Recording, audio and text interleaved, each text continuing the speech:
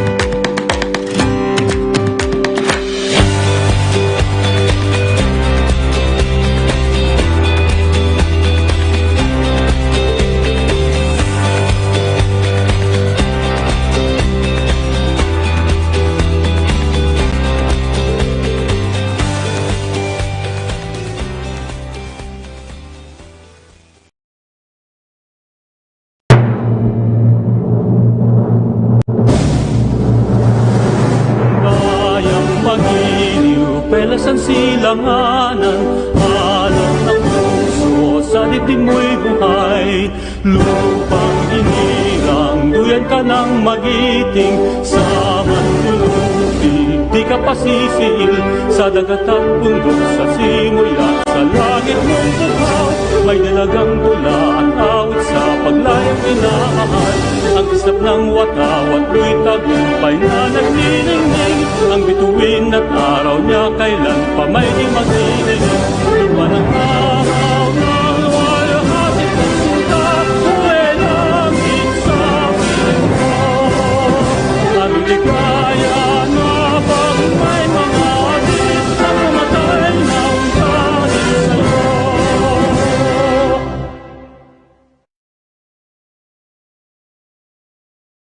Good day. Thank you for joining us on the Manila Times Online Business Forum, where we take a deep dive into the telecom and internet service provider or ISP industries. My name is Dafort Villasaran, the Manila Times or TMT editor, and your co-moderator for today. And co-moderating with me is Reynaldo Lugdo Jr., or Ray, the Manila Times or TMT business columnist. It's a pleasure to be co-moderating with you today, Ray. How have your telecom and internet providers been holding up during the pandemic? During the height of the pandemic, I initially had one fiber connection, but experienced a lot of downtimes and issues. So I decided to have one more fiber connection. Effectively, I have now two fiber connections and one wireless backup. Can you believe that? Yeah, I agree. I want to share with viewers, just to kind of segue a bit, why it's such a pleasure for me to be co-moderating with you finally. We've been hearing much about you, and yet I haven't actually had the pleasure of hosting or co-moderating a forum such as this until today. Now, for everyone, now, apart from being a regular columnist, occasional keynote speaker, and frequent forum moderator for TMT, he is a founder, president, and chief executive officer of Hungry Workhorse Consulting. Now, I understand, Ray, this is a digital and culture transformation consulting firm. Yes, that's true. And you're also an institute fellow at the US-based Institute for Digital Transformation. And as such, you're a bona fide professor teaching strategic management, if I understand correctly, at the MBA program of De La Salle University. Yes, that's true, but these school days, so imagine instead of holding up their physical hands, most students would be just clicking on the raise hand icon on Zoom, don't they? That's correct. No? So, a lot of interesting experience during, while teaching online. But, the funny... the funny experience I had was not with students, but with corporate. So one participant in a workshop forgot to turn off his audio and camera before the start of the virtual workshop. So, I saw the layout of the bathroom. So when he answered the call of nature. Well, I'm sure our speakers can relate, and then we'll probably have much more to add in terms of connectivity, reliability, and resiliency. In the case that you cited, I think that was too much connectivity for everyone's taste. But for our speakers, they do represent major gatekeepers, policymakers, and service providers in our country, right, Ray? That's correct. So, we are excited to hear from them.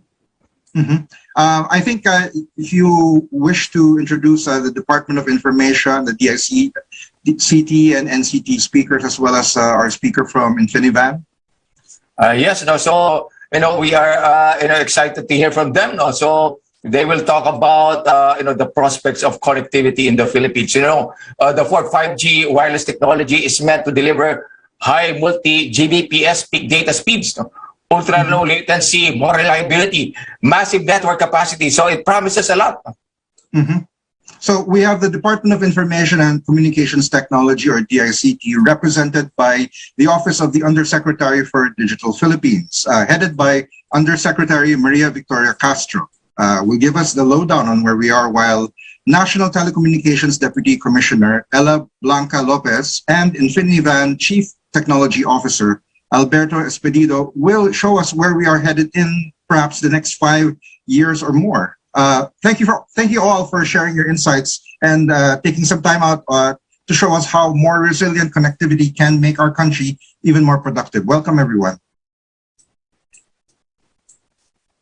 So Yes, welcome and thank you all for being today's speakers on the Manila Times Online Business Forum titled Connectivity, Resiliency for the Country's Productivity. Indeed, welcome. Incidentally, our forum today wouldn't be possible without the welcome support of our special partner in Finivan. Our organization partners are the British Chamber of Commerce of the Philippines, the Cebu Chamber of Commerce and Industry, the French Chamber of Commerce and Industry in the Philippines, the Davao City Chamber of Commerce and Industry, or DCCII, the Financial Executives Institute of the Philippines, or FINEX, the Italian Chamber of Commerce in the Philippines, Inc., or ICCPI, the Management Association of the Philippines, or MAP, the Nordic Chamber of Commerce of the Philippines, the Philippine Center for Islam and Democracy, and She Talks Peace. And of course, our media partner is the Manila Times TV.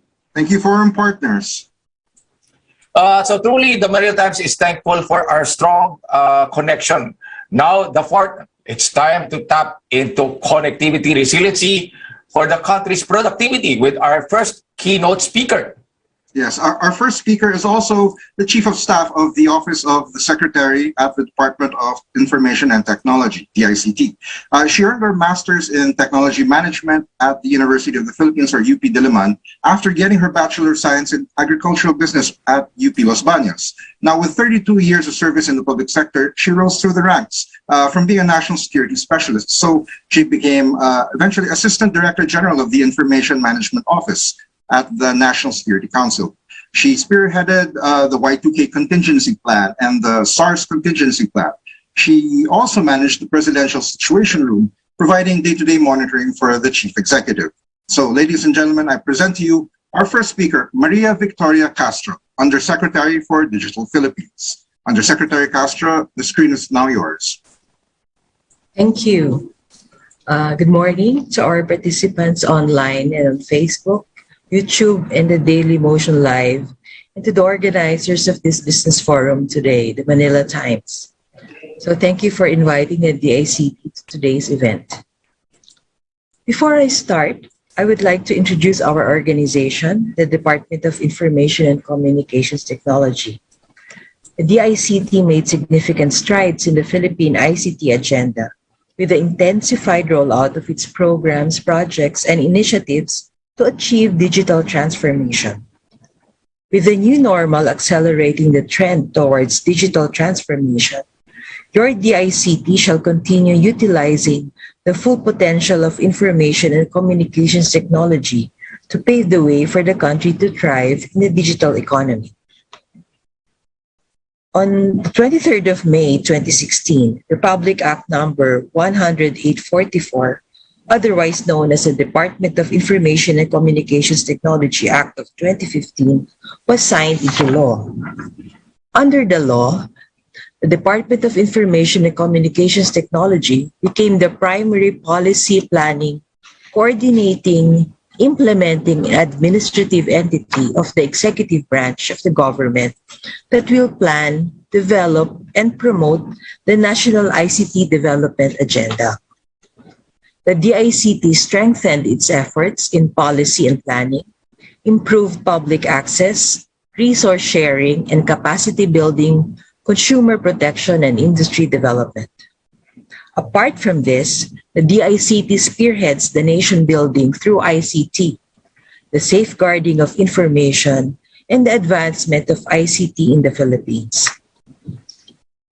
According to the UCLA Speed Test Global Index, published last February 2022, the Philippines' average mobile download speed is at 18.79 Mbps, and the average fixed broadband download speed is at 49.10 Mbps. The Philippines' mobile internet speed ranked lower at 94th with the said download speed, while for the fixed broadband internet speeds, the country is down at 68, ranking with the said average download speed. These figures are significantly higher compared to last year's stats, but the Philippines is still way behind the leading countries.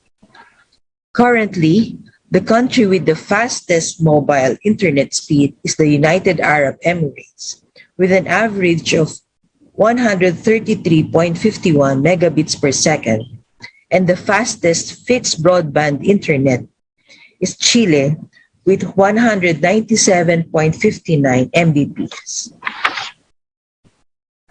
This is the ideal telecommunications ecosystem that we want to achieve.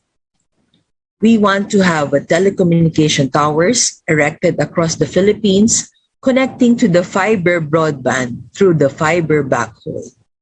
And these towers will send signals that will be further distributed inside commercial and residential spaces through in-building solutions.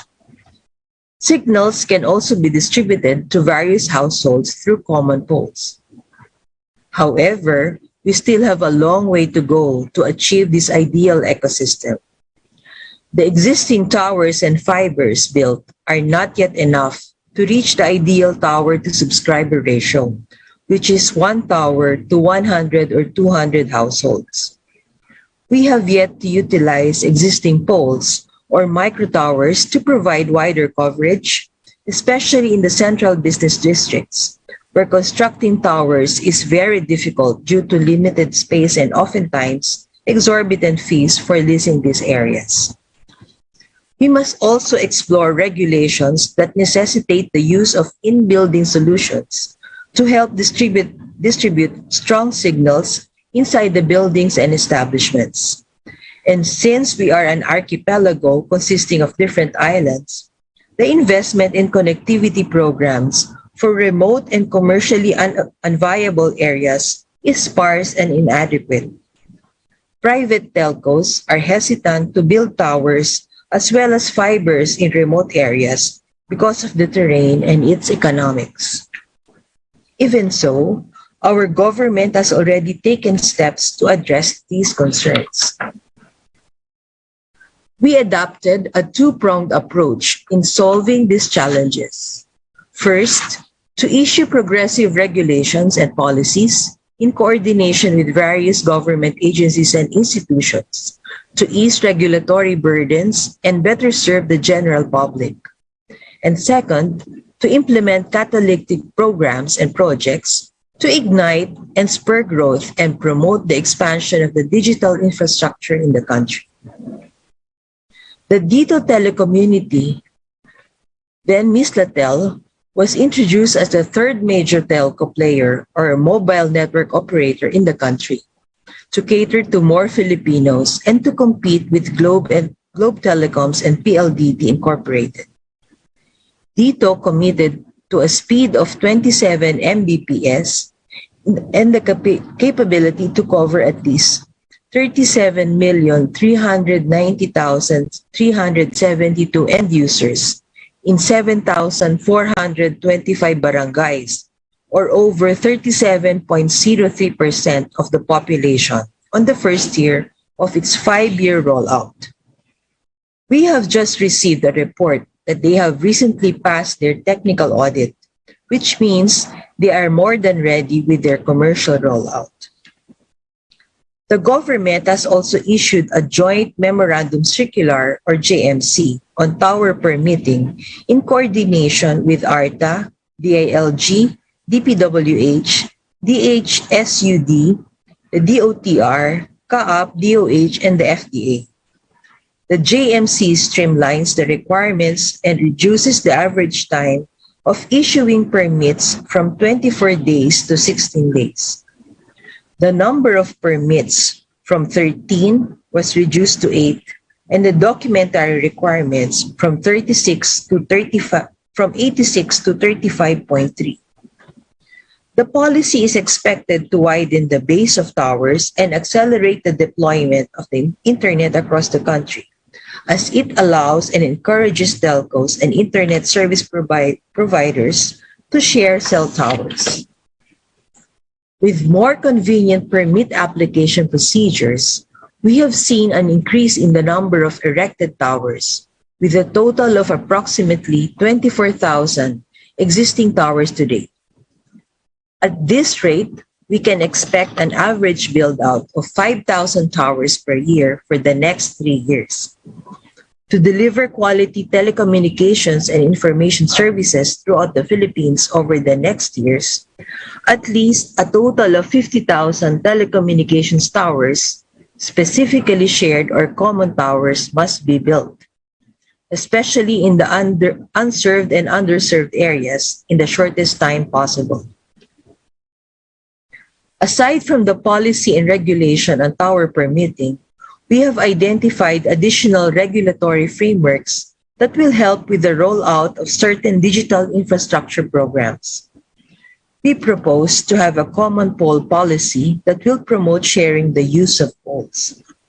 We also recommend issuing a fiber permitting JMC to streamline the processing of permits for the build-out of fiber networks and to further broaden the signal coverage, especially in places where constructing towers is difficult. We plan to spearhead regulations on the use of in-building solutions. Lastly, we also propose a policy on spectrum management to liberalize the use, allocation, and demand for the spectrum, to consolidate, auction, and reform it subsequently. These shall also allow for a level playing field for the three major telco players. The Department of Information and Communications Technology made significant strides in the Philippine ICT agenda with the intensified rollout of its programs, projects, and initiatives to achieve digital transformation. The first program of the government through the DICT is the National Broadband Program, or the NBP. The NBP is the flagship program of the DICT and the blueprint for the acceleration of the deployment of fiber-optic cables and wireless technologies for the overall improvement of the nation's internet connection in terms of speed, reliability, affordability, and accessibility. The DICT has signed a tripartite agreement with the National Grid Corporation of the Philippines and the National Transmission Corporation to utilize the existing dark fibers of the NGCP to fast-track the layout of the fiber-optic cables for the national fiber backbone. The target implementation of the National Fiber Backbone Phase 1 is in November 2021 and Phase 2 in May 2022. We also want to catalyze the fiber build-out to places where there are no fibers through the provincial broadband network. We have partnered with the provincial and city government units to connect the middle and last mile locations in the country. Iengganyo natin ang mga LGU na kumonekta sa National Fiber Backbone nang sa gayon ay maibabahagi nila ang makukuhang bandwidth mula sa National Fiber Backbone sa mga lugar na kanilang kinauukulan. The DICT also plans to involve local telcos to lease their existing fiber networks to further expand the coverage of internet connectivity for the country. We are even looking at a possible consortium of local telcos to create the rings of backbones as a way to establish resiliency in the provision of fast and reliable internet connectivity in the country. One of the biggest problems we are facing today is the delay or the lagging on the internet due to high latency. By definition, latency in network is the amount of time used for information to travel across a network.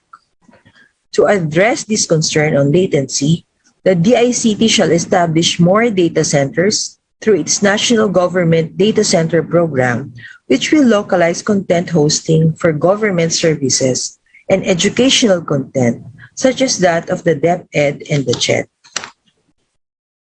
Kapag nakapagtayo na tayo ng mga madaming data center sa bansa at nakapaglagay dito ng digital content mula sa ating government frontline services at educational institutions, mas magiging mabilis ang pag-load ng datos dahil mas maliit na ang distansyang tatahakin ng mga datos. To effectively achieve these objectives, the DICT launched the new CHIP conceptual framework.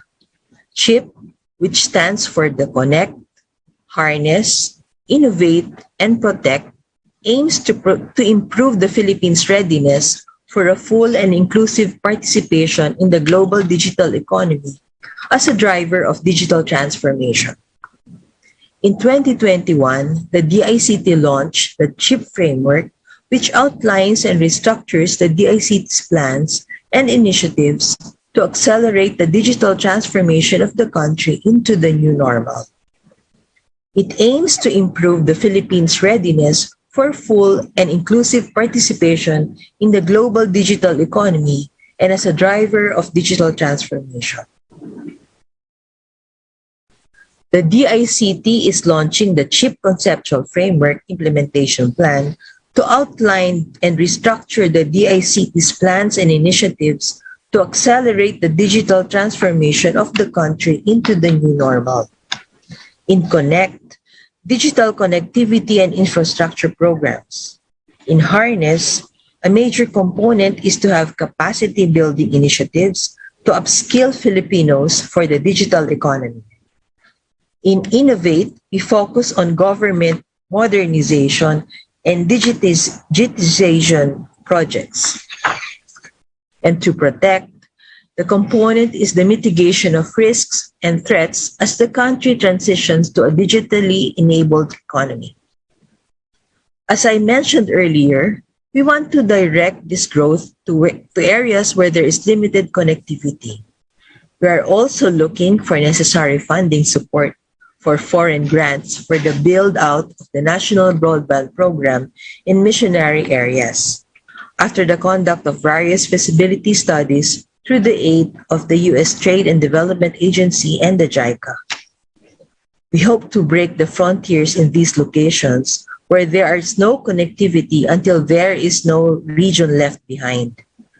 In addition, with all these regulations and that we are working on, we expect our public service franchises, the telcos, to have no more reason not to invest in improving their services to the Filipino people. For a digital Philippines in the new normal. So thank you and stay safe, everyone. Thank you for that very informative speech, Undersecretary Castro. Do you prefer to be called Yusek Maria or Yusek Victoria? Yusek Marivic. Marivic. All right, Yusek Marivic, thank you very much. Regarding your presentation, Usek Marivic, we have bundles of questions for you that we'll untangle at the end of the talks. But I understand that you have to attend another online event for now. Please rejoin us later during the open forum portion of our program. So Ray, maybe you'd like to introduce our second speaker? Yes, we'll have our second speaker. She earned her Juris Doctor in Law from the Ateneo de Manila in 2003 after finishing communication research from UP in 1998. Prior to her current appointment in the public sector, she was the director of the National Telecommunications Department, or NTC Legal Department. To all attendees, I present Ella Blanca Lopez, NTC Deputy Commissioner. The screen is yours, Deputy Commissioner Lopez. Hello, everyone. Good morning. Good morning. Undersecretary Maria Victoria Castro, ma'am. Mr. Alberto Espinido. Sir, my colleague, Director Imelda R. Warlcien, Sir Ray Lugto, and Sir Dafort Villaseran, and to everyone online present in this forum, magandang umaga po. Connectivity is a human right. Mark Zuckerberg rightly said so in 2014. In 2016, the UN General Assembly passed a non-binding resolution that declared internet access a human right. The Digital 2022 reports that the Philippines has 76.01 million users as of January 2022. The report further stated that 32% of the population remained offline at the beginning of this year.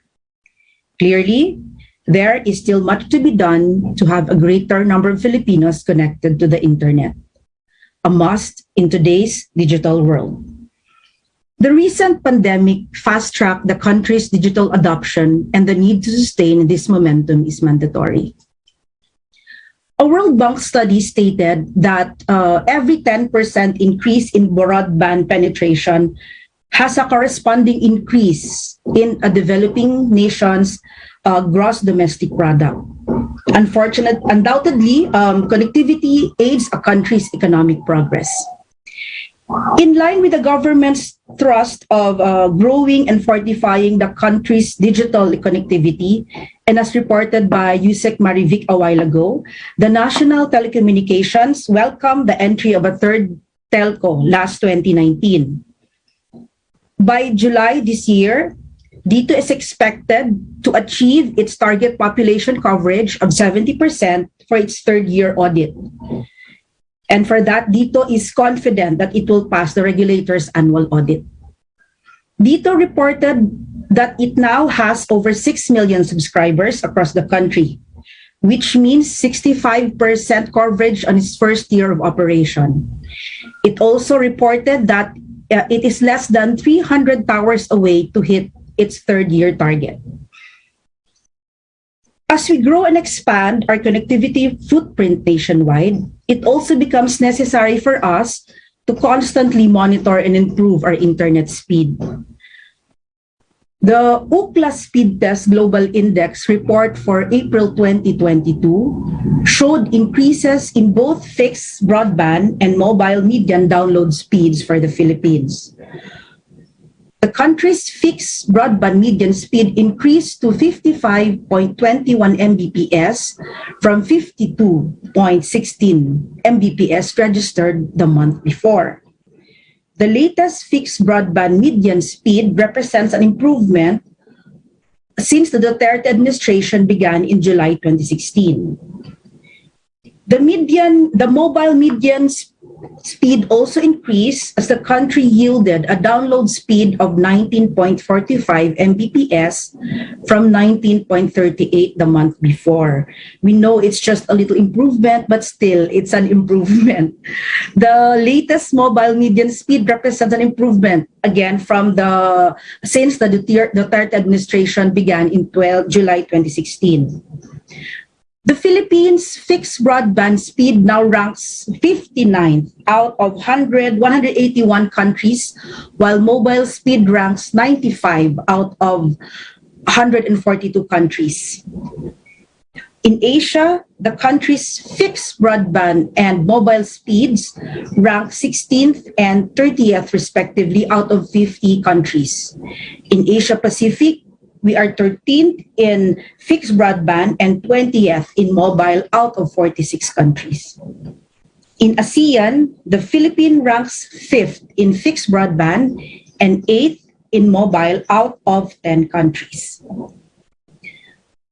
The President's announcement to streamline and speed up the issuance of LGU permits in July 2020 generated a significant increase in permits granted to telcos from July 2022 to May of this year vis-a-vis 2019. Improvement on internet speed is largely attributed to the development as telcos are able to fast-track building infrastructure. These are the cellular towers and the fiber-optic networks necessary in boosting services and connectivity. As reported by Yusek Marivic a while ago, regarding the JMC, the Joint Memorandum Circular, the NTC also actively participated in the crafting of the Joint Memorandum Circular and its amendment with regard to the streamlined guidelines for the issuance of permits, licenses, and certificates for the construction of shared passive telecommunications tower infrastructure. In more recent news, the NTC also approved Starlink Internet Services Philippines Inc.'s registration as a value-added service provider, paving the way for the company to start offering internet service to the Philippines market in the coming months. Starlink's VAS registration now allows the company to directly access satellite systems, build and operate broadband facilities to offer internet services.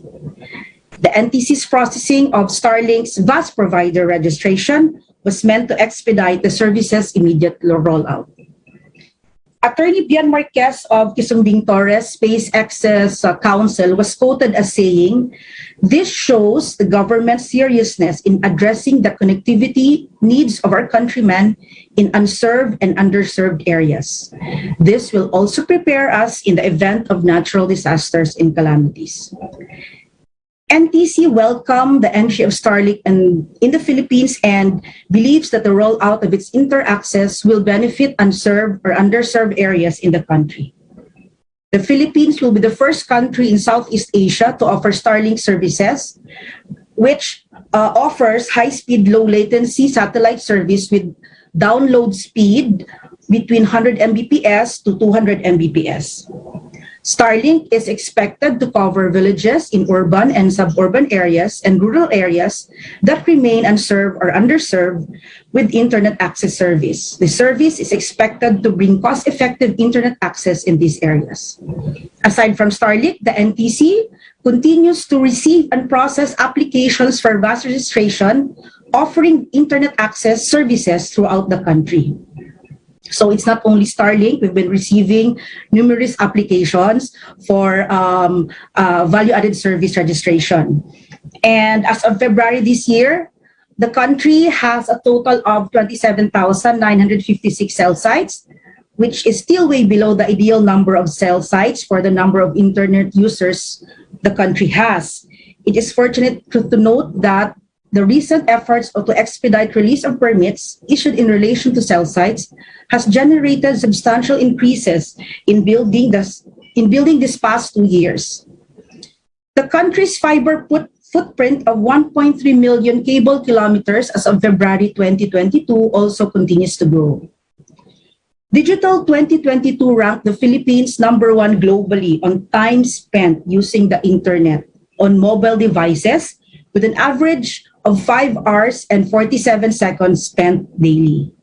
The same study ranked us second globally on daily time spent using the internet with an average of 10 hours and 27 minutes spent. With the Filipinos' innate desire to be online and with the need to be online in these times, the government has to keep up with the country's growing demand for connectivity. Forums such as this is certainly a step in the right direction. Thank you and a pleasant morning to all. Many thanks for your data-filled speech, Deputy Commissioner. Do you prefer to be called Deputy Commissioner Ella or Blanca? Ella, sir. Ella would be fine. Okay. Thank you. I invite you to join us toward the end when we field questions from at the open forum from our viewers after our third speaker. Yes, sir. So, later during the open forum, your colleague, I understand, Imelda Riodique Walshed, Director of the Regulations Branch of the NTC, will be joining us as a co-moderator, along with Ray and I. So we look forward to that. Thank you for joining us later, Director Walshed. Thank you. Now, yes, and now here's our third speaker. A bit of an introduction. He has 30 years of experience as a telecom exec. And you name it, telecommunications planning, engineering, operations, and business development. He's done it. No wonder. He topped the ECE board exam in 1998. And beginning as a planning engineer in PLDT, he became chief network architect of PLDT Global. Then he became general manager of PLDT Singapore. He went to Canada and joined Times Telecom as vice president for network and information technology. So everyone, let's give a warm welcome to Alberto Espedido, Infinivan Chief Technology Officer. Mr. Espedido, you have the screen. Thank you, Daf. Go ahead, sir. Okay, for a while.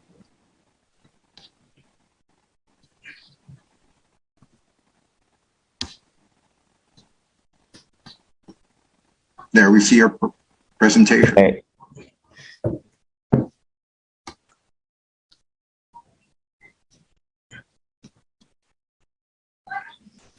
Hi, good morning, everyone. Deputy Lopez, Yusek Castro, Director Walshen, co-presenters Ray and Daf, and all those that are watching online, good morning. And thank you to our host, Manila Times.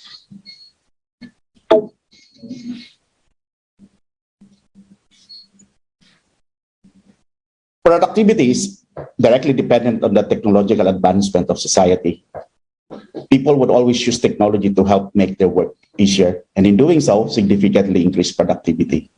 Throughout history, there were 4 what we call industrial or technological revolutions. The mechanization in the 18th century started the first technological revolution. The development of new sources of energy such as electricity, gas, and oil fueled the second technological revolution in the 19th century. The rise of electronics, telecommunications, and computers created the third technological revolution in the 20th century. The fourth technological revolution is happening now with the internet technology, along with other technologies like IoT, AI, big data, to name a few. Though some may disagree, but most of us can say that we are already experiencing the changes brought about by the spread and availability of internet connection, both in the lives of the people, so as it's used in the production and the manufacturing sectors.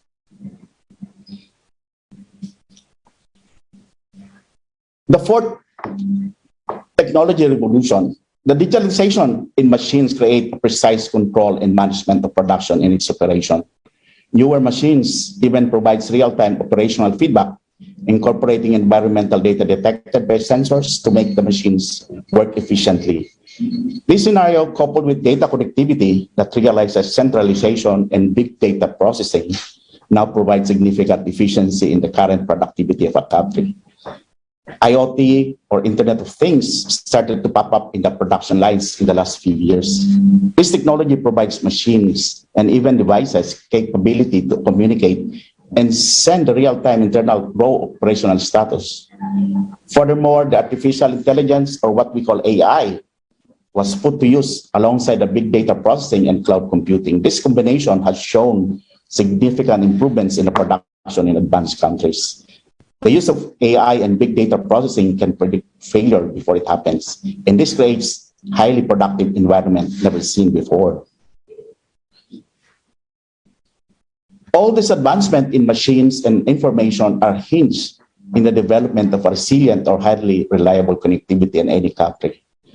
Connectivity has become an essential utility similar to water and electricity. The continuous flow of information is a critical component now in the production and manufacturing sectors nowadays. Connectivity in the Philippines.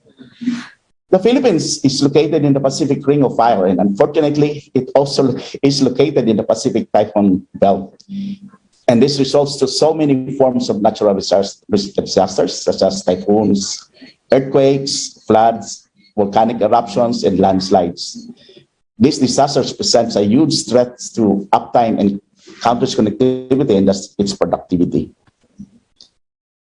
Installation of connectivity assets such as underground fibers, fiber-optic submarine cable systems, satellite communications, and other radio communication systems requires huge investment.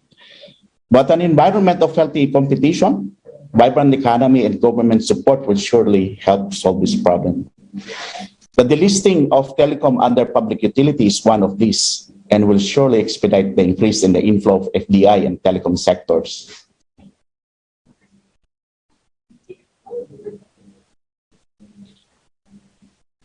The fast approval and NTC on Elon Musk Starlink is another that shows the support of the government on the telecom sector.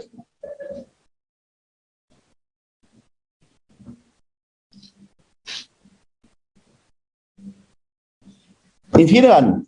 So who is Infiniban? Infiniban is a new telecom company in the Philippines.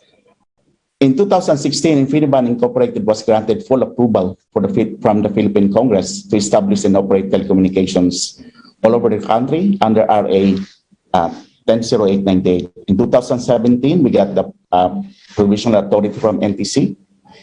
In 2018, Infiniban started its own network infrastructure build-out to support the country's connectivity in the Philippines.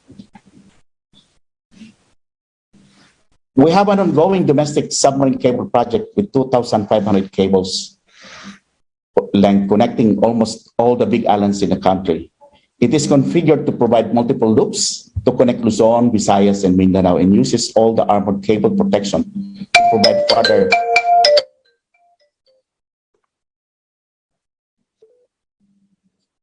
for endurance in times of disaster.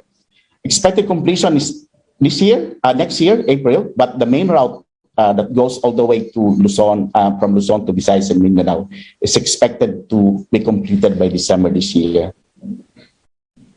Philippine has also invested in deploying fiber optic cables covering the whole Mindanao, Panay, South Luzon, North Luzon, Metro Manila, and currently installing the same in Bicol, Negros, Cebu, and Samar and Leyte. Philippine, through its parent company IPS, own international submarine cables assets in almost all the submarine cables that lands in the Philippines, making it the third largest upstream capacity owner in the internet backbone, especially going out and in out of the Philippines. Philippine being a new telco, we were able to design our network infrastructure that is aligned to cater the requirements of the fourth technology revolutions. The company offers fast and reliable broadband internet services to ISP and enterprise, and we also offer technical solutions to customers on how to realize a resilient connectivity. Thank you, everyone. All right, so we are grateful for that insightful presentation, Mr. Espedido. Do your associates call you Al or Bert? They call me Abet. Abet. Ayan, so thank you again, Abet. There will also be questions for you, Abet, too, at the open forum, which we will have now. So I invite our previous speakers to please join us in answering questions, particularly from the audience. As the fourth mentioned earlier, also joining us for the open forum is Imelda Leodique Walchin, NTC Regulations Branch Director. Hello, Director Walchin. How do I call you? Do we call you Director Imelda? Imelda na lang po. Imelda. Good morning po sa lahat. Thank you. Welcome. So Imelda is responsible for the management and supervision of divisions assigned in the regulation of all telecommunications companies and value-added services providers in the country. She is a professional electronics engineer, having gotten her at Louis University. She then went on to earn her master's in business administration from the University of the Cordilleras in Baguio City. So that is why she will be one to answer all the NTC related questions. Welcome, Imelda. I'll start with a question for you then, if I may. This is from Neil of Navotas. Now in 2014, the number of registered internet service providers in the Philippines was mentioned to be about 728. Now, according to a report published by Statistical Research Department on February 1 of this year, the number of internet service providers allowing access across all regions in the country, actually supported by a lot of the speakers' talks earlier, has significantly increased over the past decade. So, from your experience and knowledge and the data that you have at your disposal, to what replicable and sustainable factors can you attribute this increase during the past decade? Good morning again to everyone. The data of NTC as of May 2022, we have already 543 internet service providers. And likewise, we also have 53 non-ISP value-added service provider. So the NTC has a record of 596 value-added service provider. Now, regarding the question, what are the factors? I could say during the 2-year pandemic, there is a significant increase of applications from entities who would like to for internet access. This is, of course, in support to the need of the times. So today, we still receive numerous applications for internet access service. Mm-hmm. So it is the requirement good to know. That's very heartening now to go online. Even what was mentioned earlier, it was very heartening to hear about the Starlink enterprise of Elon Musk. Would be one of the first, if not the first, in the region to actually have this. And from what I understand, the Ookla speed that was promised or is promised is about close to the leading standards in the world now. Would you know about when we can start with this new provider, and how many more are, I mean, of the ones that have applied, how many more can we look forward to for the coming years? Well, the Starlink group or the company indicated that they would like to operate within the year. So yes. Today we are finished with the second quarter. So in view of the issuance of NTC of its value-added service provider certificate of registration, we anticipate that within the year they will facilitate the build of their Earth station in one of the areas here in Luzon. And immediately they have also indicated that they will build more. So we are anticipating that the Starlink system will be providing the needed services within the year. If not within the year, it would be the first quarter of 2023. Now, with regards to other applicants, of course, even before the issuance of NTC of a value-added service provider certificate of registration of Starlink, there are already numerous applications for value-added service that is requesting to use satellite service, but their application depends on who would be their satellite service provider, and the SSPO, as we call it, the accreditation of which comes from the DICT. So the NTC in issuing the VAS certificate of registration,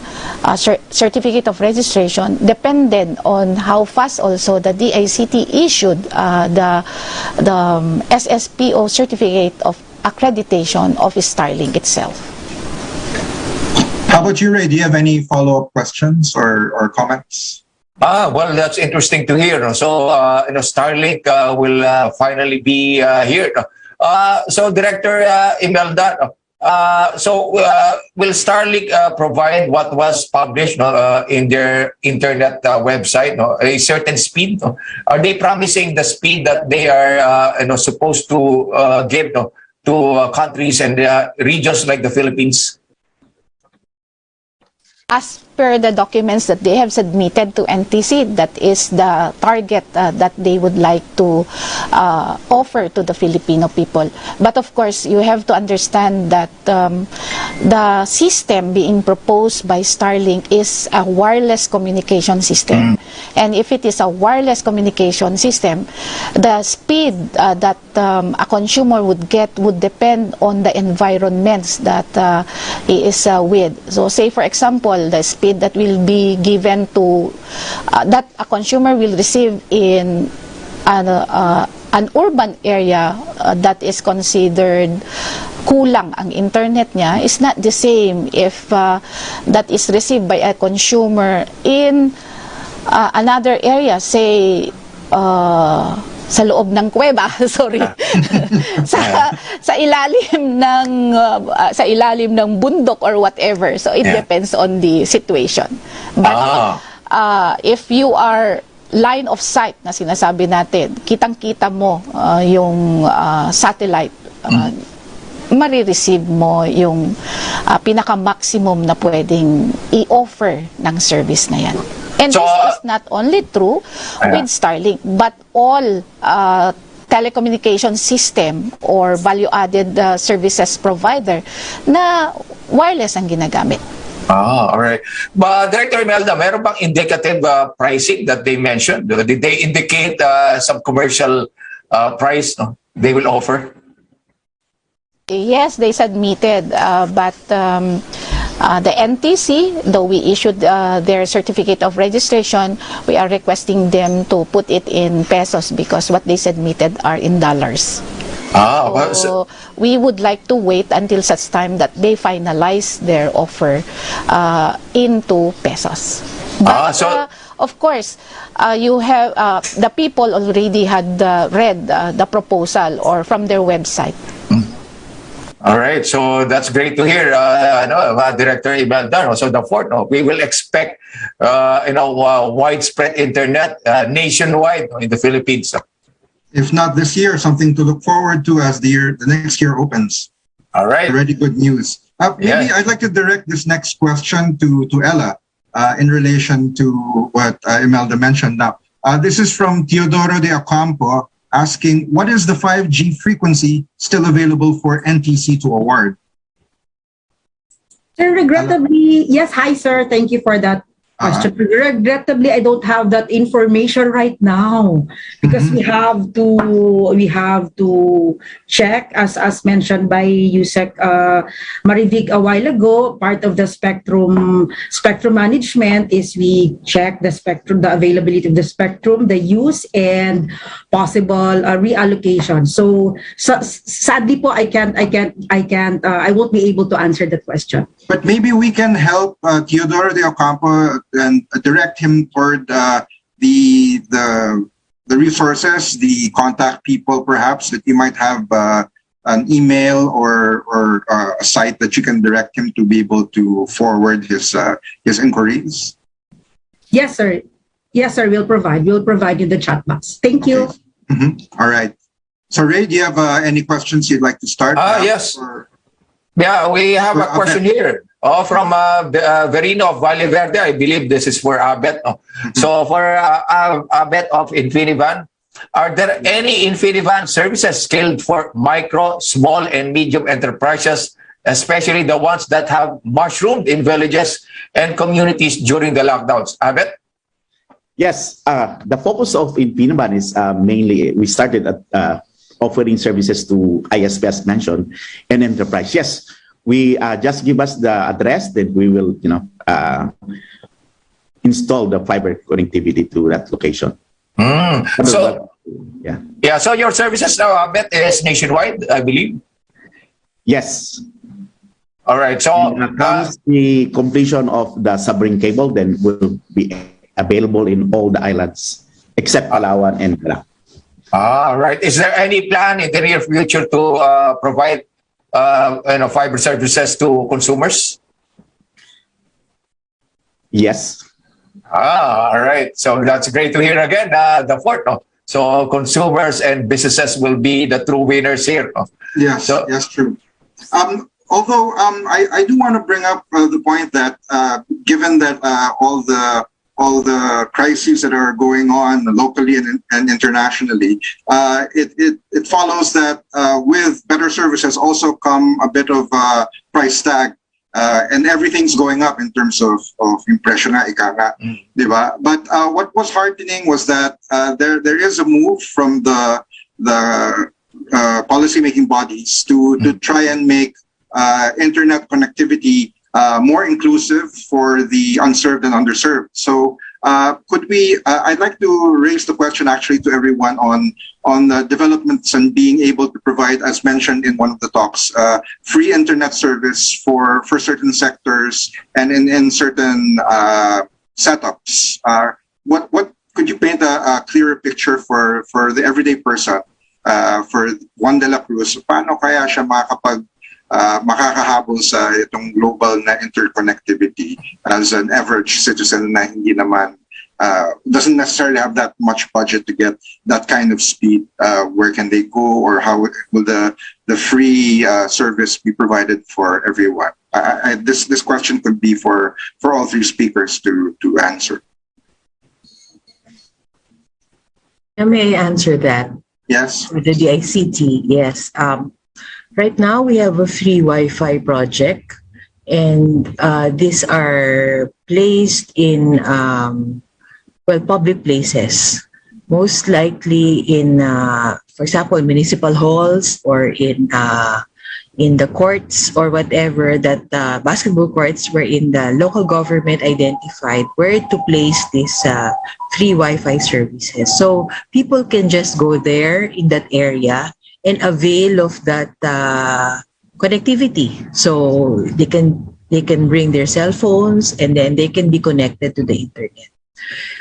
We also have a project most recently that we are going to implement in terms of, we call it an indefeasible right of use. This is a satellite project wherein we will be providing satellite connectivity to our geographically isolated and disadvantaged areas, as well as the areas that are walang internet presence right now. But mostly these are areas na yung wala sa sa urban centers.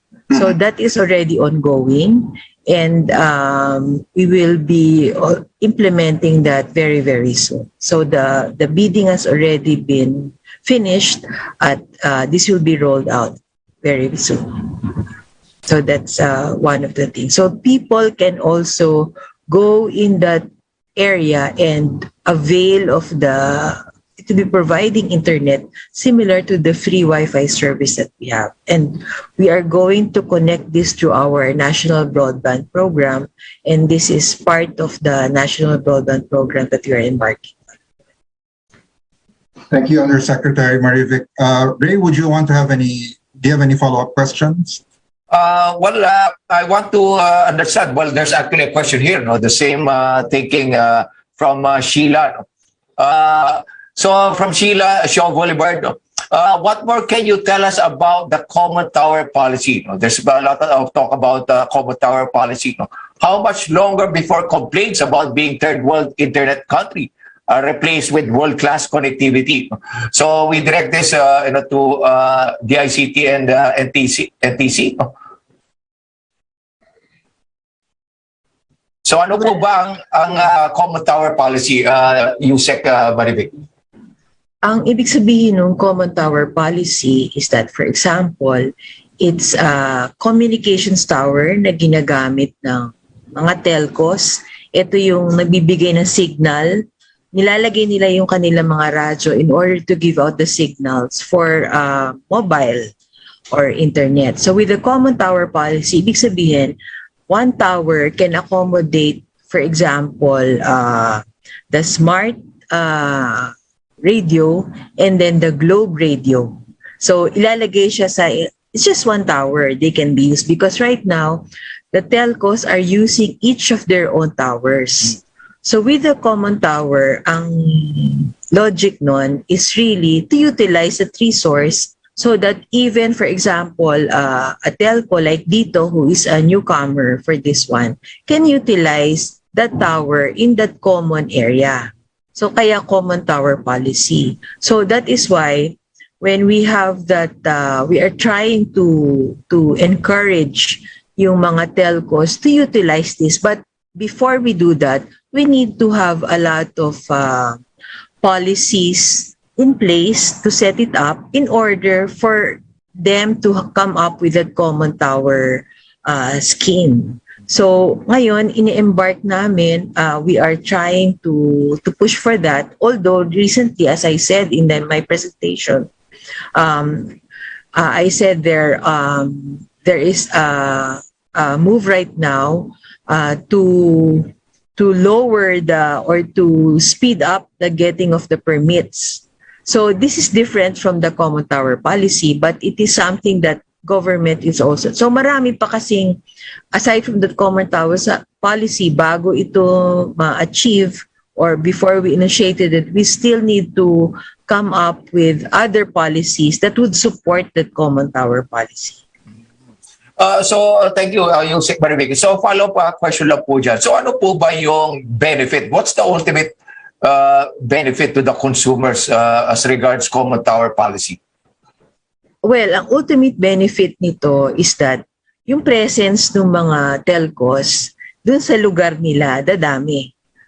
Diba? Kung dati noon, globe lang, yun nandoon. With the common tower policy, pwedeng magkaroon ng smart, pwedeng magkaroon ng dito, or even some of the ISSP can be present in that area, utilizing just one resource, because that is a civil works na ginagawa ng mga telcos right now. And then like most recently, it was in the news that it was Smart who sold their towers to a tower company. So ibig sabihin, that tower company can also lease the tower with other telcos in the places.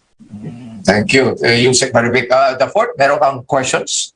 Actually, a follow-up question lang kay Undersecretary Marivic regarding, you mentioned there, apart from the common tower policy, there are other things that we need to get into. And are there other things that you'd like to bring up in relation to that? Steps that you and your organization are particularly focused on taking to further improve or speed up the such projects like the common tower?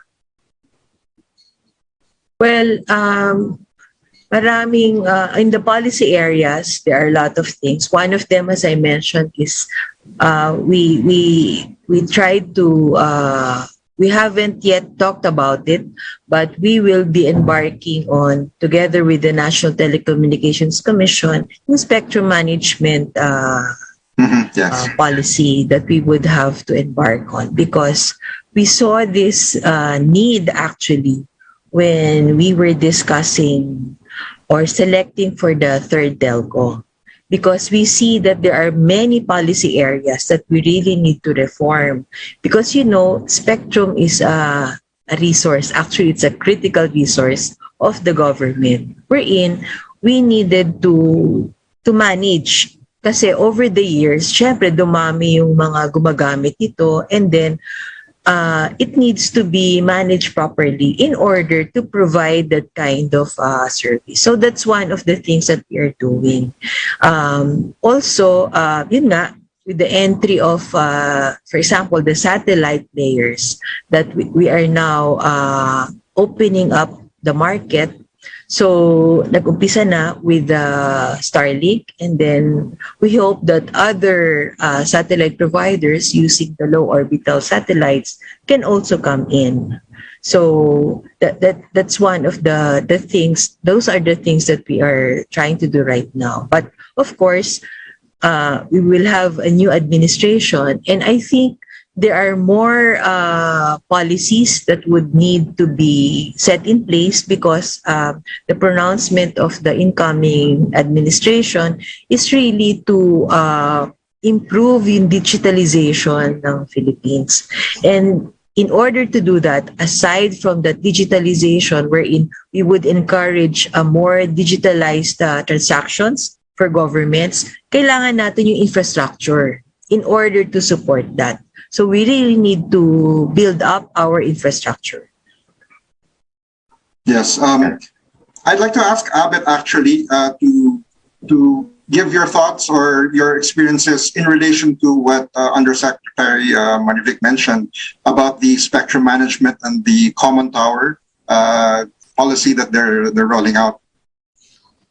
Yeah, thank you, Doc. Yeah, we're on the support side for that, considering that, we provide connectivity, especially the fibers. Surely that particular tower needs to be connected to a fiber.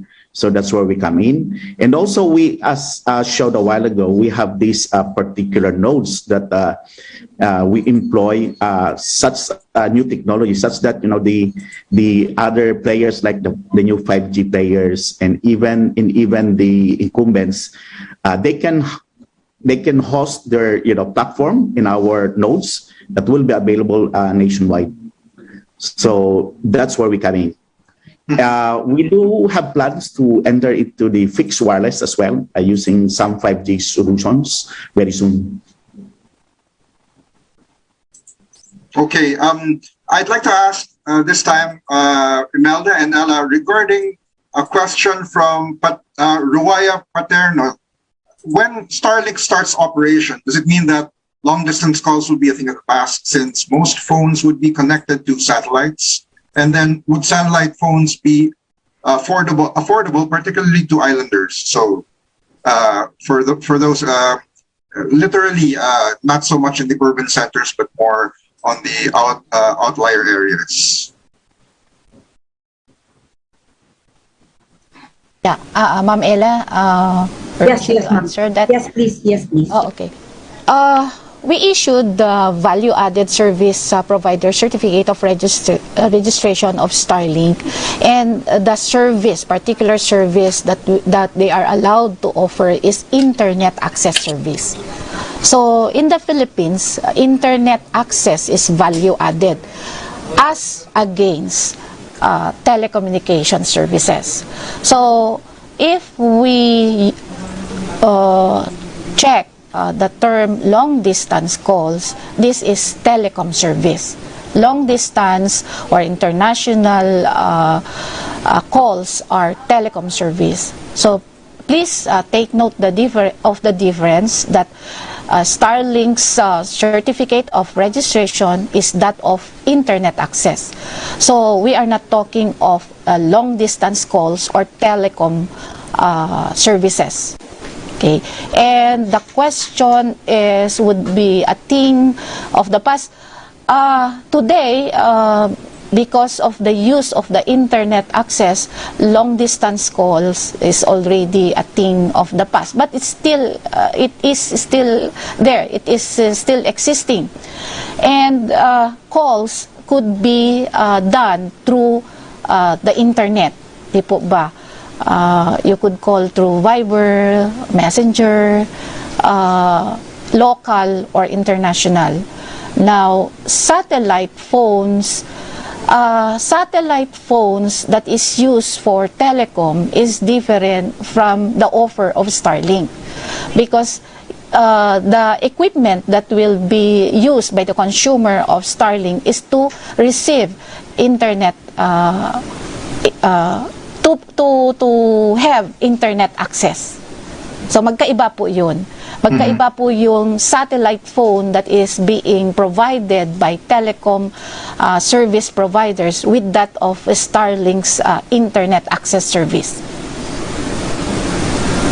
And I'd like to support po yung question po kanina kay Yusek Marivic regarding common tower policy.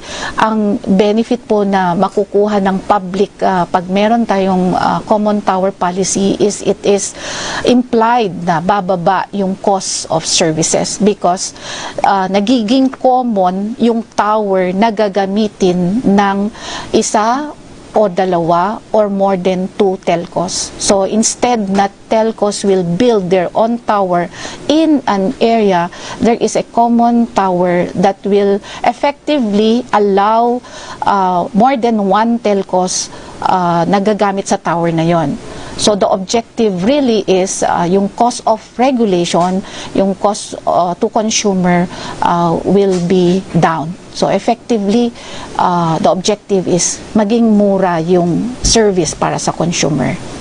I'm wondering though, when you mentioned... Is maging kaaya-aya yung area. Kasi nakita nyo naman po siguro na nagtayo yung isang telco, nasa tabi na niya yung isang telco, baka nasa tabi na rin niya yung isang telco. But nung pumasok po yung third telco initiative, naisip po ng government yung common tower policy, kasi we could not allow the mushrooming of towers in a specific area. Yun po yung beneficio ng common tower policy. It's very, it's something to look forward to. I think it's reassuring to yung common tao nga na bababa yung presyo, and to make it more affordable, the common tower policy helps make this happen. But is that something that's recommended? It's something that's ideal for these companies, or is that sort of regulated and mandated that they must lower their prices, or is that not necessarily something that will be felt by consumers as the rollout of common towers progresses? I could say yes, because as more companies offer their services, para po sila ay mabuhay in the business, they have to compete. And how do they compete? They have to compete with the quality of their service. And alam mo naman po tayo na mga Pilipino, we would like to see na yung quality is associated sa cost. So minsan, mas gusto natin cost kaagad yung bumababa. So that is the ultimate objective po. How about Ella? Do you have any things to add to what si Imelda has brought up? Yes, sir. In addition to what Director Walshen has imparted, usually the problem now is the building of the towers. Like telcos usually they will report that it's so difficult to put up a tower in this area because of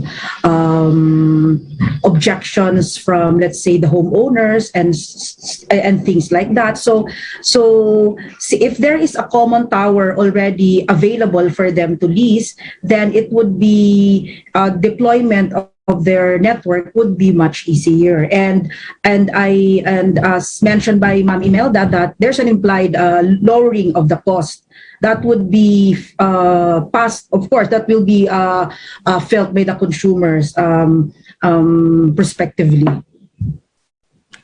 Thank you. Thank you. Ray, do you have any follow-up questions? Yes, no. So, it's interesting, the Ford, yung common tower. And it's related, my question is related to the common tower policy. No? Paano? Right now, the telcos are rolling out their 5G. No? Meron na mga trials, the Ford. No? So, my question to NTC, kay Director Imelda and DepCom Ella, what's the status of 5G connectivity nationwide? No? Do we expect the telcos to invest heavily in the coming months and to make 5G available, widespread all over the Philippines? Yes, I could say that sa Philippines, even before the finalization of the 2019 international radio regulations from ITU, nauna na po si Philippines na nag-trial para sa 5G. So, you could see the various variants of 5G offerings or promos by the telcos. So, kailangan lang po tingnan nila yung mga website ng telcos na nag-uunahan po yung mga telcos na mag-offer ng 5G. But of course, this is limited. Yung offer or of service is also limited where their infrastructure is available. And ang telco, nauuna po na naglalatag sila sa mga urban areas because they would like also to see paano mag-perform yung technology sa isang area na tatanggapin ng maraming tao. Because investment din po yung magpalit ng infrastructure. Because the infrastructure of 5G to that of 4G may be different or may be the same. But definitely, if you compare the technology of 4G or 5G to that of 3G and especially to 2G, magkakaiba po ito. So, if in your area, the technology that you could still get is 2G because ang nakalatag po in your area is 2G facilities. And kung ang nakukuha mo naman in an area is 2G and 3G dahil may facility for 3G.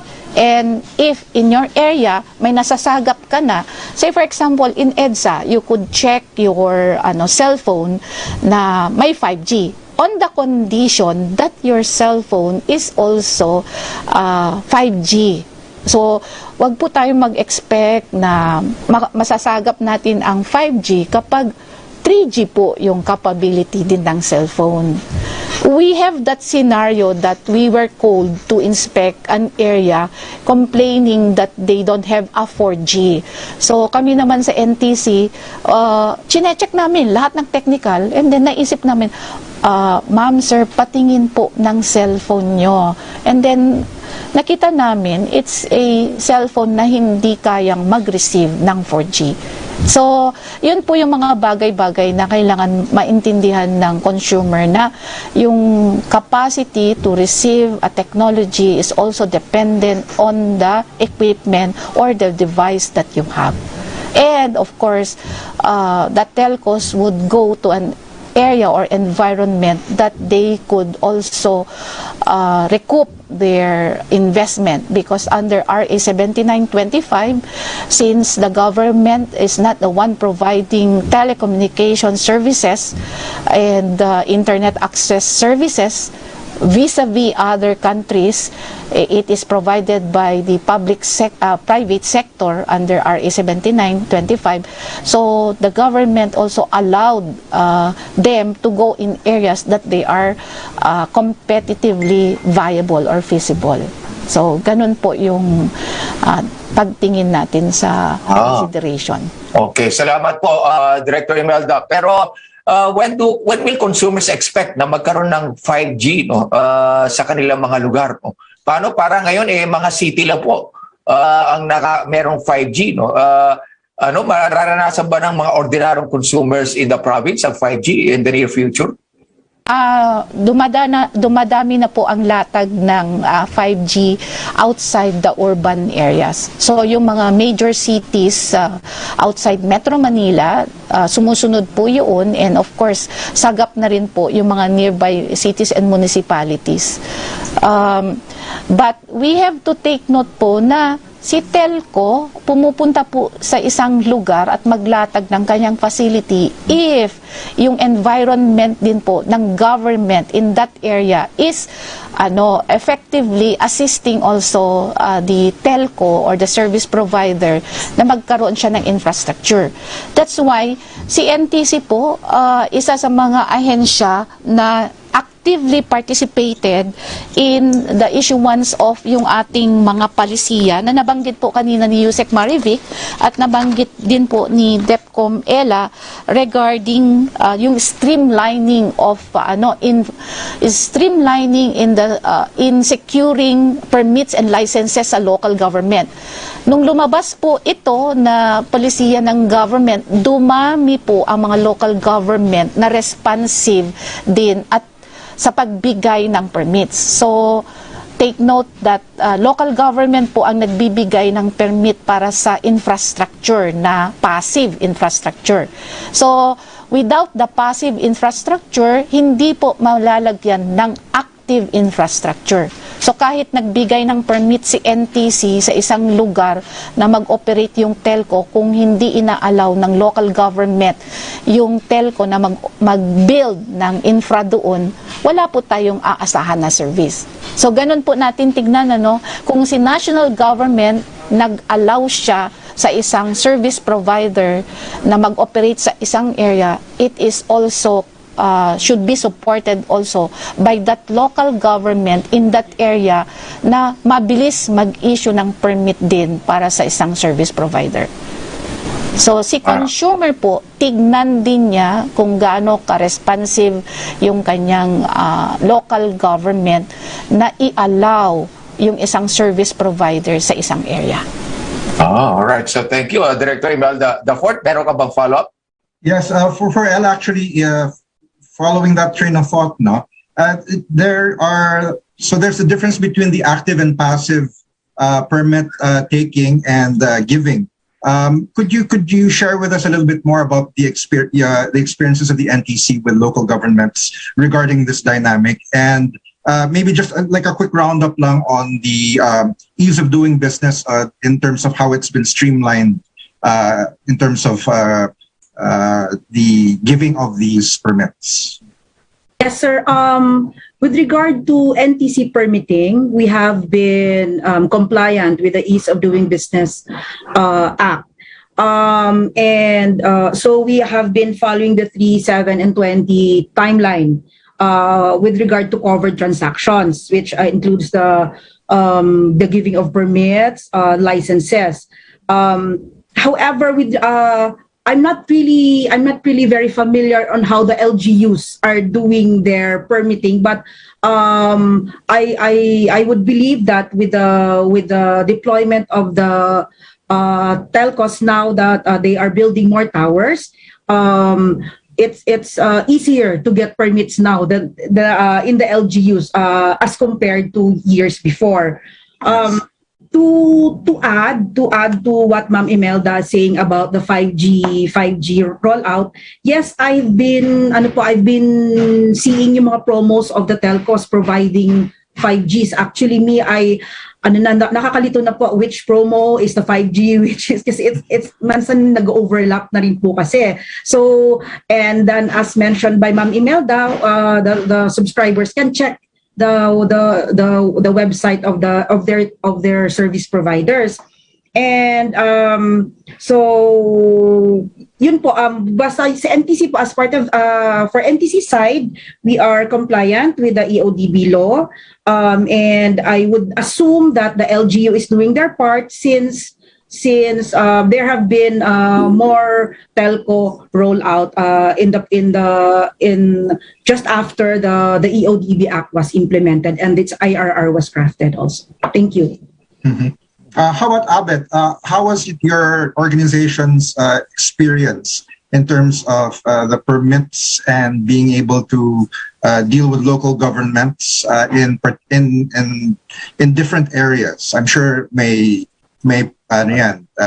a case-to-case basis in terms of yung lugar.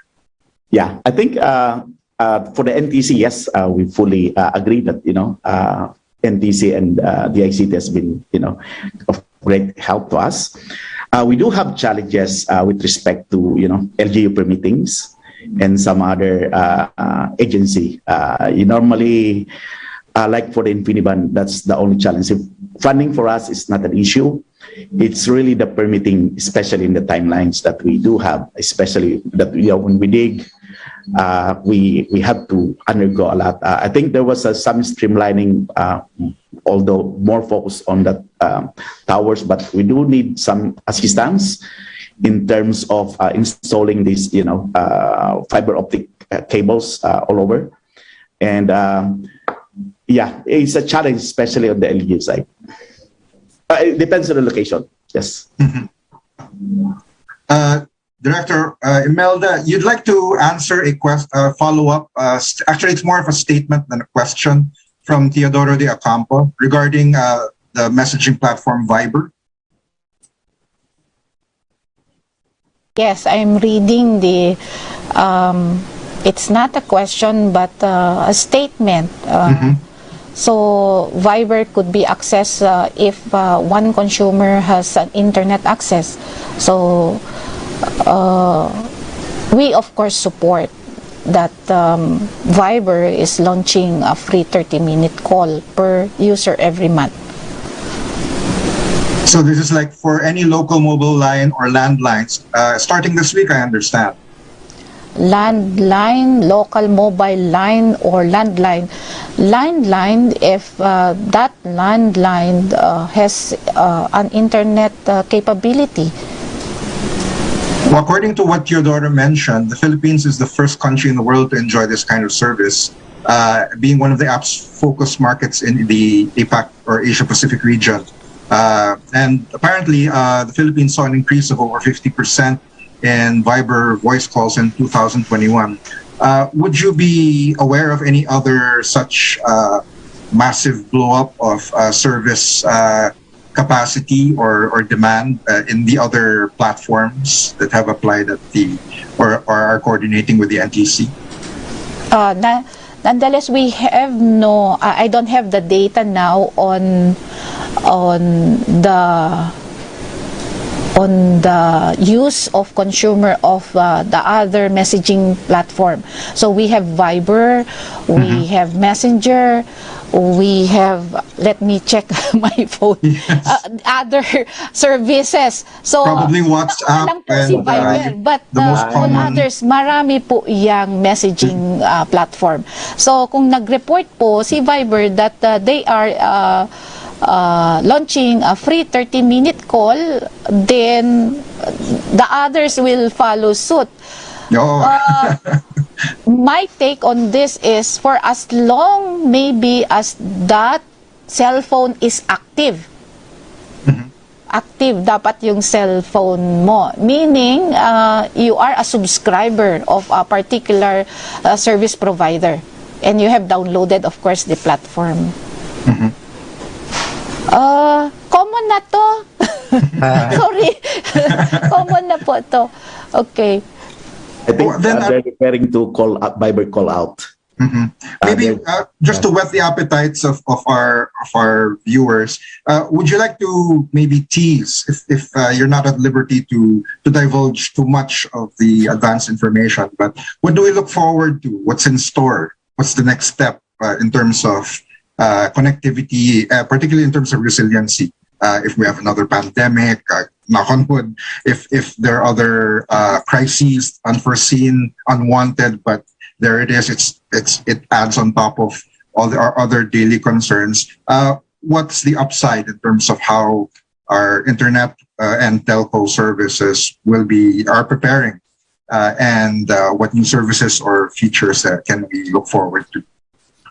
Maybe you can start with Abet and then with Ellen and Imelda to share with what you know and what you can talk about. Okay. Yeah. I think the pandemic somehow created, a good side in terms of the communication and connectivity. Somehow it's kind of expedited what we usually foresee in the next few years, but because of the pandemic, like the work from home, the online services such as the purchase online has been expedited. So those things are already there, and there's no going back. So what the pandemic did is they somehow expedited a lot of things in the communication, and on our side we also have to move and adapt this new technology such that if a similar case would happen, we are already ready. And on our side, actually, we kind of shift also in terms of our focus. Like we're planning before to roll out the residential or the mass on some particular year, but we kind of expedited it already because of that scenario. So yes, and we do with the current requirements and forecast. So we also have to expedite our rollout. So we really need the support from the government, especially on the permitting, so that we can actually deploy the facilities that we envision.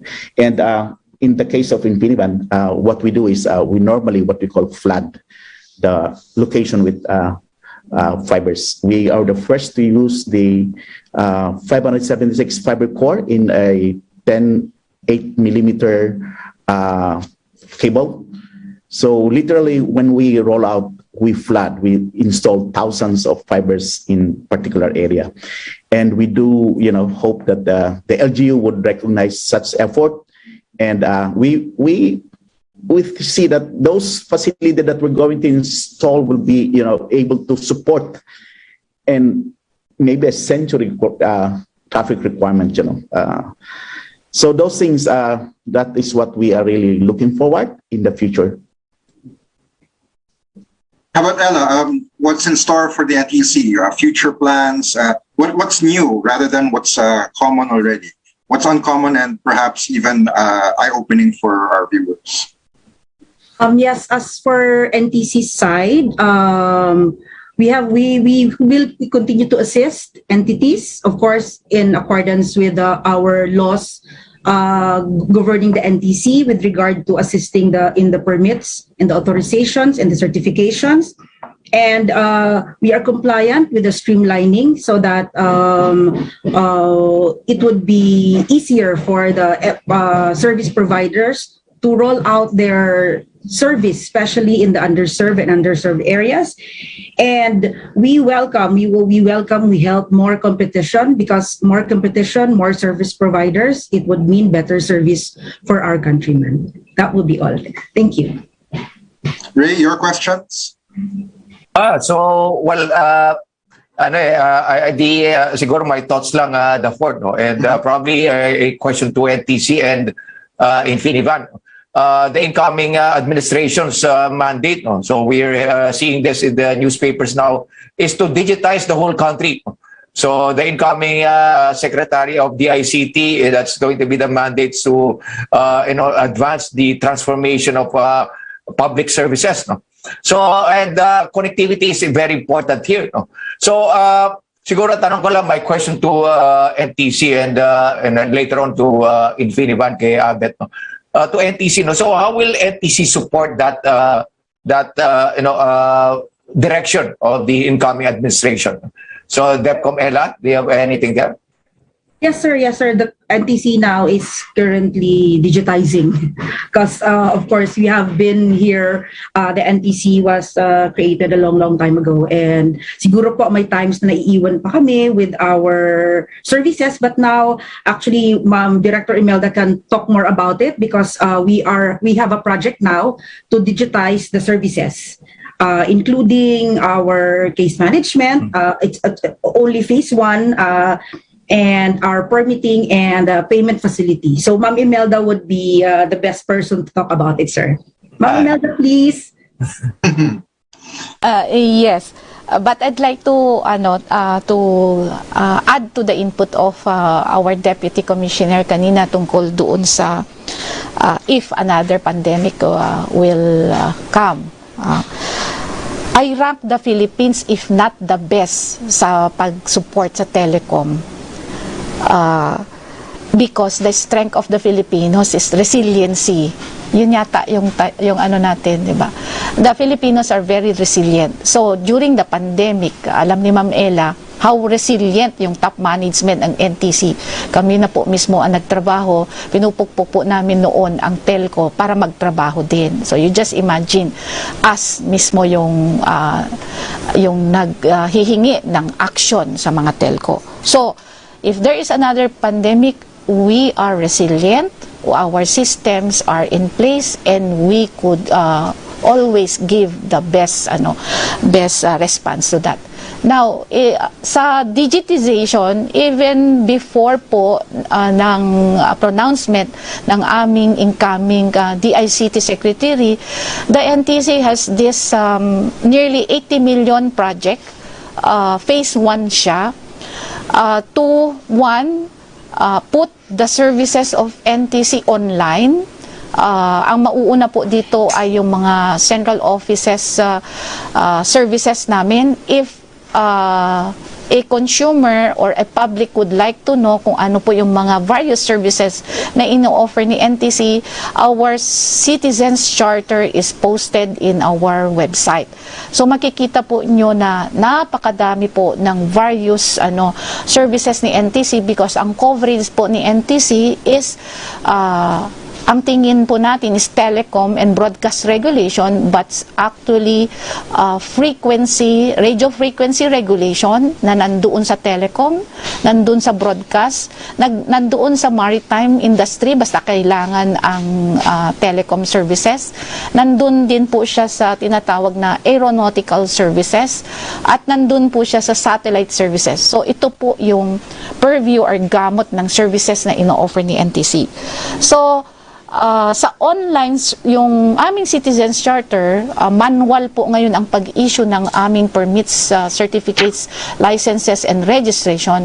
But in view of our current project ngayon na dinedevelop po namin, sana ma-launch namin ito by third quarter, or if not third quarter, by fourth quarter, not requiring yung aming public na mag-a-apply for permit certificates, licenses, and registration through online. So, kasakop dito yung case management na kapag ang isang public telecom entity or broadcast entity would like to secure or to be granted an authority to offer telecom or broadcast services, sa case management, may case management po kami. And then, sa NTC po kasi, after an authority is issued to a particular entity, whether telecom or broadcast, kukuha po siya ng various licenses. And in the NTC purview, licenses would mean permits, certificates, licenses per se or radio station licenses, and then registration. Yung binigay po natin kay Starlink, this is a certificate of registration. It is a certificate. And then, not only that, yung requirement for these entities to submit compliances, kasi yung mga telco po at yung ating mga broadcast entities are required to submit what we call annual reports. So, we will be requiring these entities to submit their compliances online. If they have a request from us, they have to request online. But of course, we have to transition, you have to give a transition period from manual and then 2 online. Kailangan gabayan po namin yung aming public na transacting with us na ito po yung pwede sa inyo, manual and online, and eventually within say a 3-year period naka-online na po lahat. And nag-issue po ang ating presidente ng executive order requiring na kung maaari yung disbursement and then collection of fees would be online.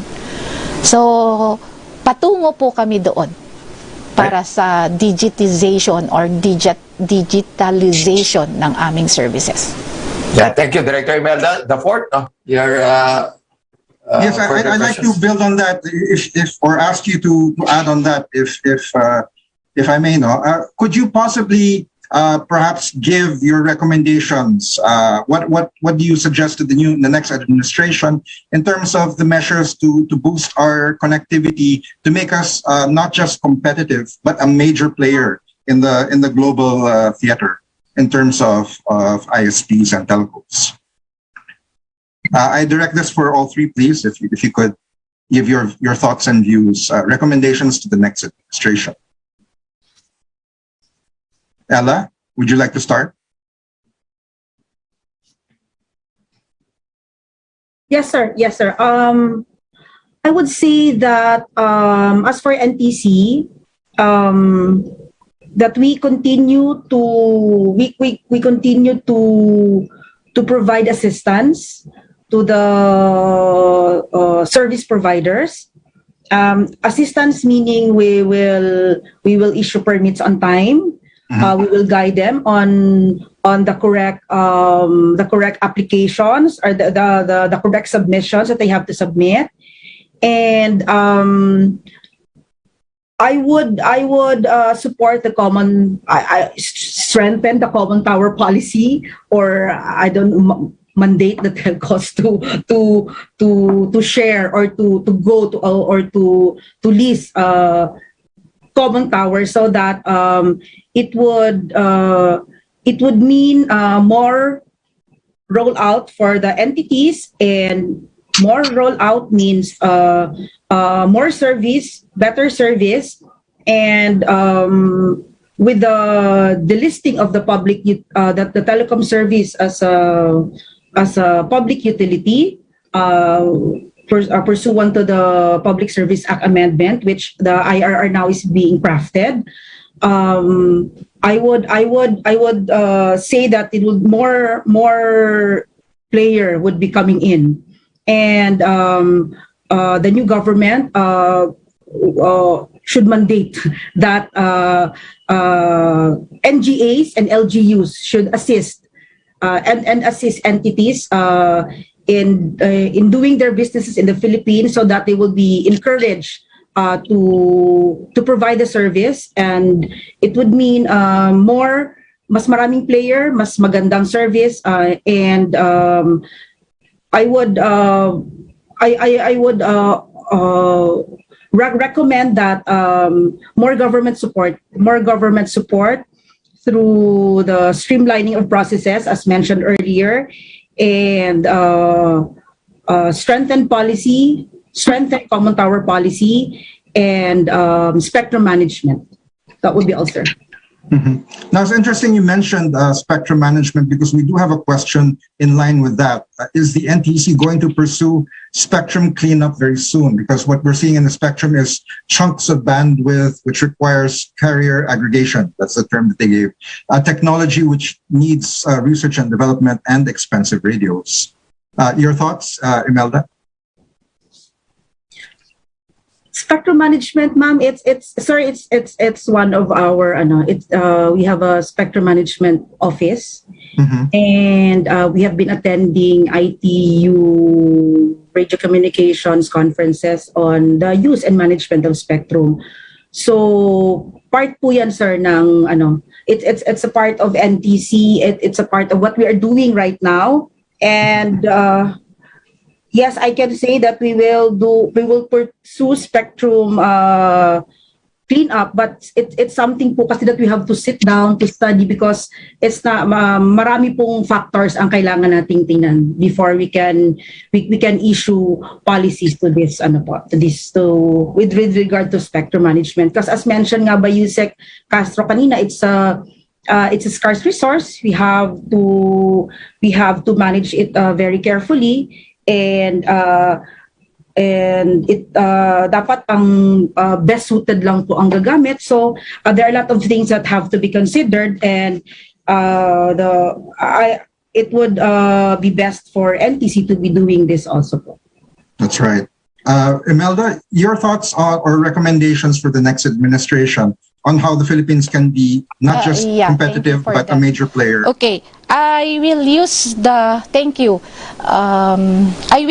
terms harmonization, collaboration, coordination, and integration. The telecoms or ICT industry is not the purview only of NTC or DICT. It's an ecosystem of yung purview ng various government agencies.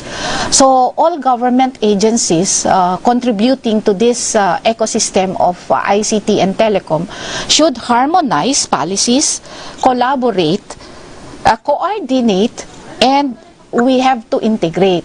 Okay, so we have various service providers, and these various services providers are regulated by, papasok na dyan ang Securities and Exchange Commission. We have also BIR, we have also DTI, we have Philippine Competition Commission, we have the Board of Investment, we have the National Privacy Commission, we have DICT itself, and of course, kung ano ang agenda ng buong Philippines, that is NEDA. So, the terms harmonization, collaboration, coordination, and integration, yun po yung maire-recommend ko sana sa next administration na titignan niya as a whole. And we need to get the best practices from other countries na naka-take off na. And we need to differentiate yung difference ng Philippines with those countries because we have also our local laws to consider as against international laws. So in telecom and ICT, we also have the international regulations of the International Telecommunications Union na ang Pilipinas ay isa sa signatory. So it means that hindi lang po si Philippines ang gumagamit ng radio frequency or frequency. So, kinukuha po natin siya sa mas mataas na body, nagpa-participate po tayo doon. At the same time, when we try to implement those radio regulations that we crafted, we participated, kailangan tignan natin ano naman ang unique dito sa atin. One example that we have is Act 3846. And Act 3846 is, it could be a deterrent law or not a deterrent law, but ito ay existing sa atin and sa ibang bansa ay hindi. Now, I go now to frequency management na nauna pong naipahayag na ni DepCom Ella. The NTC has been or had been, I do not know if past tense, present dapat ma'am, the radio frequency regulator mula po nung naitatag yung frequency management sa buong mundo. So, if we see into the history of telecommunications in the world, the Philippines has been a signatory to the procedures in the International Telecommunications Union. So we issued Act 3846, we have RA 7925, and then marami pa pong sumunod. Now, ang frequency spectrum po kasi ay mahaba, madami.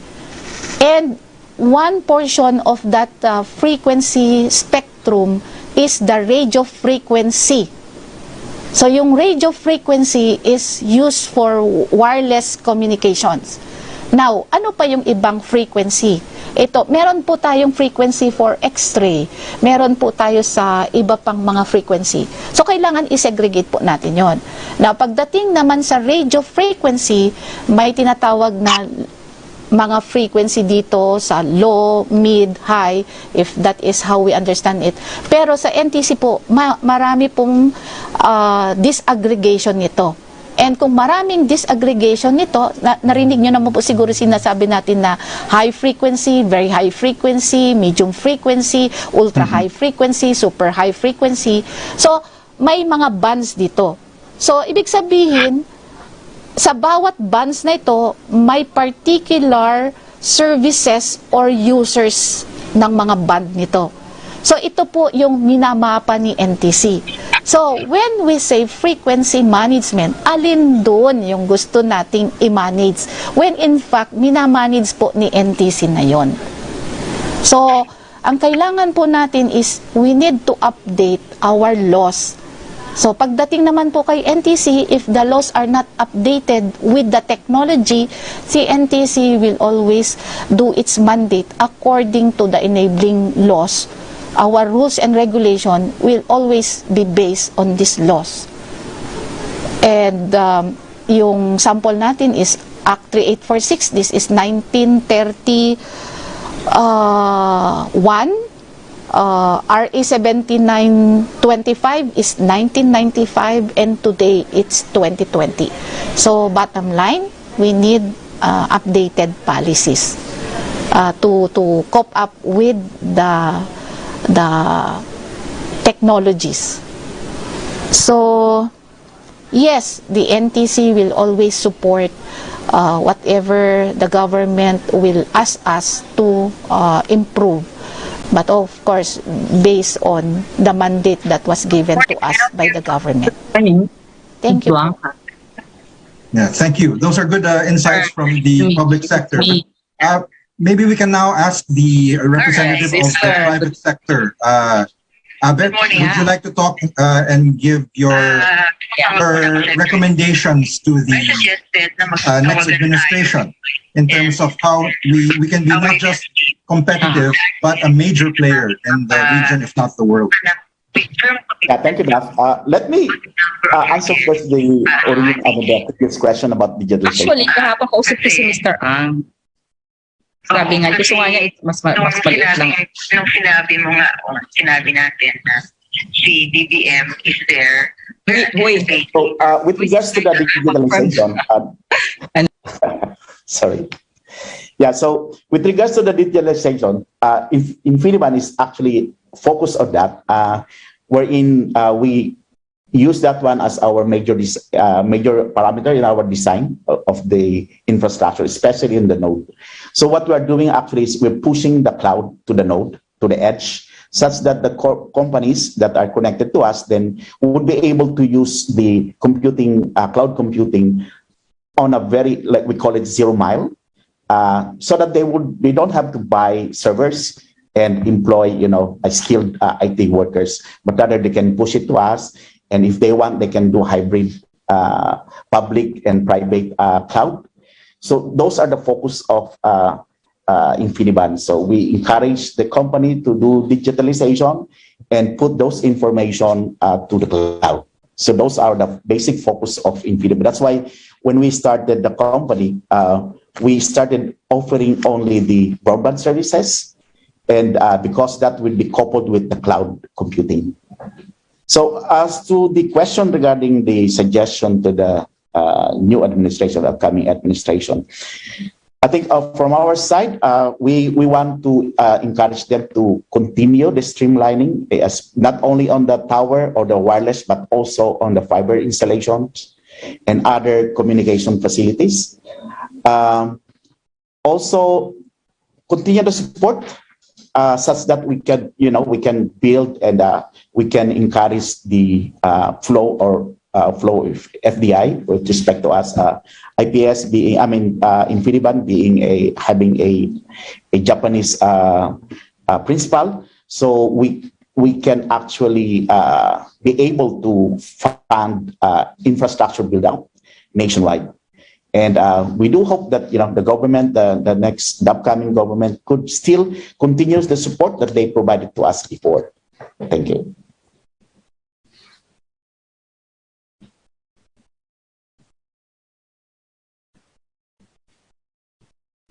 Back to you, Daf.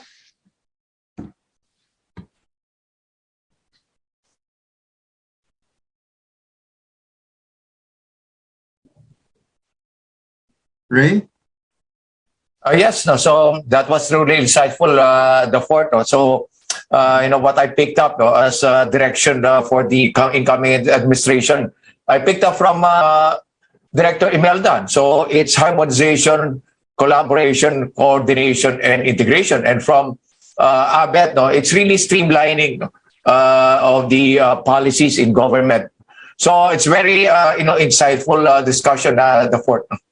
Mm-hmm. Yes, and interesting points you connected there, Ray. Imelda, would you like to give your final insights? Final insights. As a government employee, we have a lot to do po in our telecom ICT industry.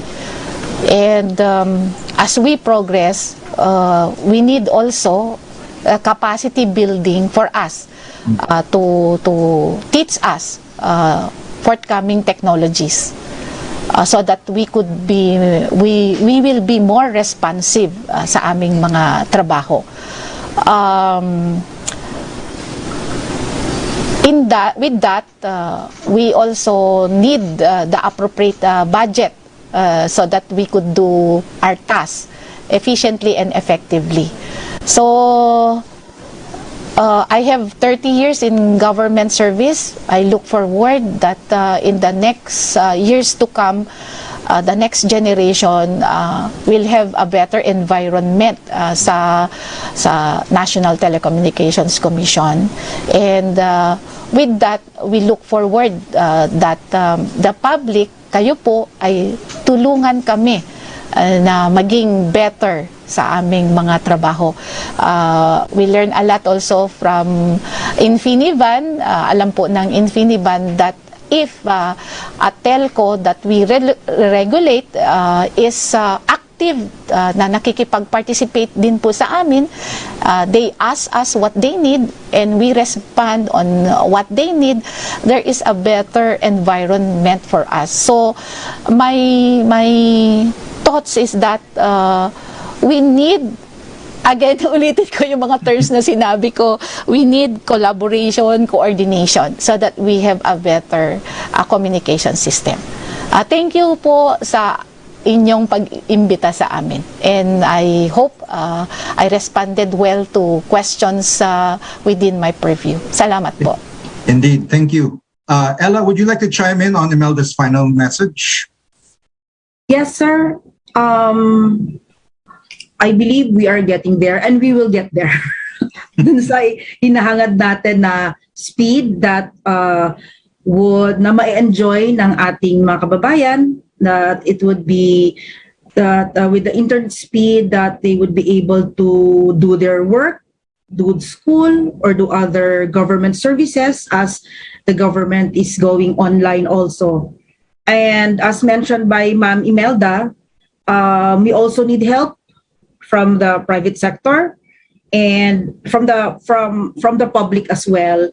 And please to understand that the NTC is not just sitting and not doing their job, because we are doing our job. Unfortunately, yun nga lang po, sadly may mga challenges, and with everyone's help, mararating po natin yung speed na gusto nating marating. Maraming salamat po. Thank you po for the invite. Thank you. Thank you. Thank you, Ella. And Abet, any final insights? Yes, thank you, Daf. Yes, some kababayan natin, there are other new telcos that's in the Philippines, like Infiniban, not only the two incumbents. And we're here actually to realize the required increase in connectivity in the Philippines. So we're going nationwide, and we actually started the reduction in terms of the internet broadband, and we will continue such that the affordability in the Philippines could be at par with other regions, and the capability of getting the bigger bandwidths and at par with the other countries will be there. So thank you, and we really need the support, as continued support from the government, especially the LGU, such that we can continue and the expansion that we are envisioning. Thank you sa invitation from Manila Times. Thank you very much. Thank you, and hope to have this particular same discussion in the future. Thank you. Ladies and gentlemen, it's also been a pleasure for me to hear you all talk and answer all the questions. And we look forward to, sana it will be soon, to have you again on the next Manila Times Online Business Forum. Thank you, Imelda, Ella, Abet, and of course, Undersecretary Marivic. Thank you all. Again, Ray? Yeah. So again, with us today are Imelda Riodique Walshen, NTC Regulations Branch Director, Ella Blanca Lopez, NTC Deputy Commissioner, Maria Victoria Castro, DICT Undersecretary for Digital Philippines, and Alberto Espendido Infiniban, Chief Technology Officer. And that's a wrap. I'm the Fort Villaseram. And I'm Reyna Lugdu. We hope you enjoyed the Manila Times Online Business Forum titled Connectivity, Resiliency for the Country's Productivity. We wish you all better connections and may you all be more productive. Have a great day ahead. Thank you. Thank you. Thank you.